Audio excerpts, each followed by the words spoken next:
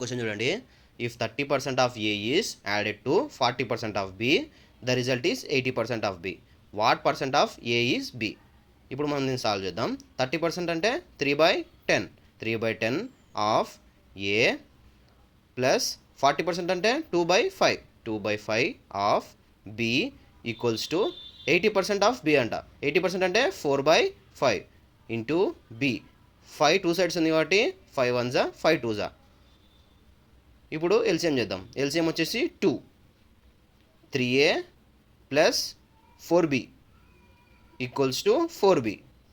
2 నవతల పంపిస్తే మల్టిప్లై అవుతుంది. 3a plus 4b equals to 8b. 4b నవతల పంపిస్తే 3a ఈక్వల్స్ టు 4b. ఇప్పుడు a బై b ఎంత అవుతుంది? 4/3. అంటే a equals to 4, b equals to 3.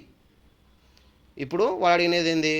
What percent of A is B అని అడిగాడు. అంటే బి బై ఏ ఇంటూ 100 అని. బి ఎంత? 3/4 ఇంటూ 100. అంటే మనకు తెలుసు కదా, 3/4 అంటే 75%. 75% ఈజ్ అవర్ ఆన్సర్.